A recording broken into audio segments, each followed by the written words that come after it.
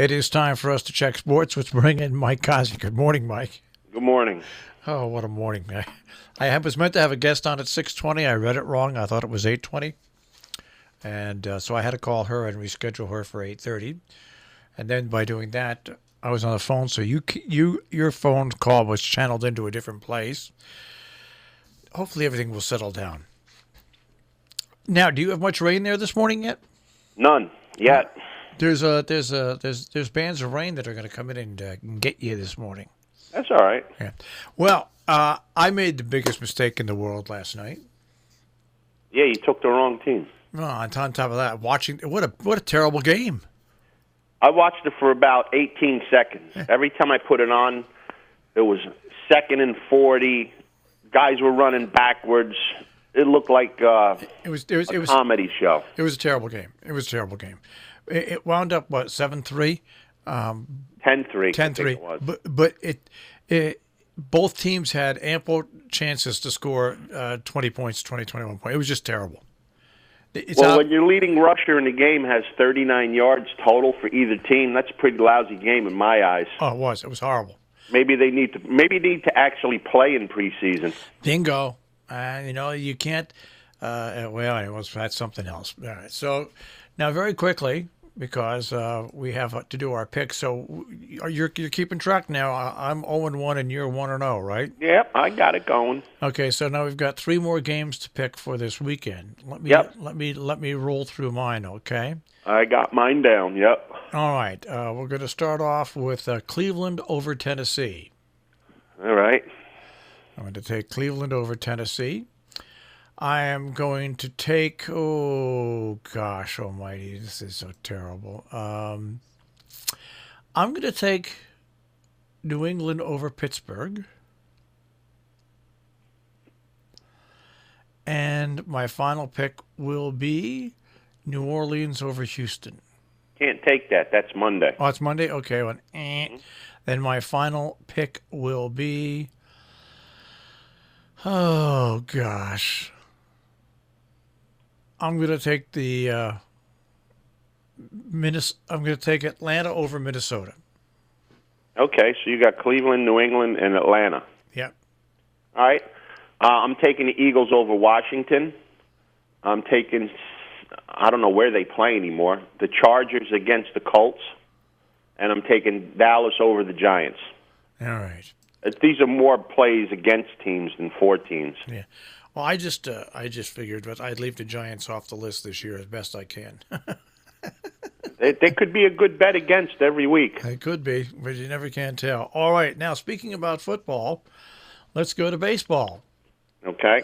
Another outstanding day for the little baseball. St. Louis beat San Francisco 10-0. Oakland over the Angels 10-6. Miami over Pittsburgh 10-7. Chicago over Milwaukee 10-5. And in a game that I think was a big comeback for them, and it was a big win because they were getting beat. Yeah, Houston came back and beat Seattle 11-9. And folks, whether you want to believe it or not, Houston, the Yankees, and the Dodgers are all trying for that best record for home field advantage throughout the playoffs. That's why it was a big win that they pulled off yesterday. Yeah, you're running out of games here. Yeah. So you can't fall too many behind because you're not going to make them up. And Boston lost, and they're 2-1 to Minnesota. Yeah, 6.5 out. Did you see that? How they lost that in the last play of the game? No. It was one of those Fenway singles off the Green Monster. Mm-hmm. The kid from Minnesota played it perfectly, and just threw the Red Sox had a man on second. Just nailed him dead to rights at the plate. Ball bounced right to him, and so he was called out last out of the game at the plate. The American League is going to be interesting. It wouldn't surprise me if Minnesota goes to the World Series. It wouldn't surprise me at all. It wouldn't surprise me if Oakland wins the first round or whoever the wild card is. Teams are that close. Yeah. The Yankees and the Astros have big records, but the Yankees have a lot of holes that can become in big problems during the playoffs. And if the Astros don't get healthy, they'll have problems in the playoffs. So it all depends how it plays out. If Houston gets healthy, I think they'll win everything. The Yankees, on the other hand, they have a lot of pitching issues to answer. And if they can't answer them, they're going to need to score 10 runs a game to win, and against some teams, they're not going to be able to do it. Yeah. Well, like I said, I've been with Houston now. Even though I'm a Yankee fan, I'm glad to see the Yankees do good, and I want them to win the World Series. Yes, I do. But right now, even with until it starts, we're a month away from it starting, basically. If Houston, Just about, yeah. If Houston goes in as a healthy team, I just don't see any team beating them in any of the series coming up. That's all. They have the most depth everywhere. Yeah. I think they have the best hitting lineup. They have the best starting pitching. Yeah. And starting pitching is going to – it's not going to be 6 pitchers, hack a pitcher a day in the playoffs. The team that gets depth is going to win. Yeah. So I'll reconsider at the end of the season. But I would my pick would be if everybody goes in on an equal basis, where everybody's fairly healthy and got who they need to play, Houston's head and shoulders above everybody else. And don't count the Braves out against the Dodgers. The Dodgers are not they're not a shoe-in, not in my eyes. I think the Braves can take care of them. Yeah. All right. Now, where do you want to go in sports?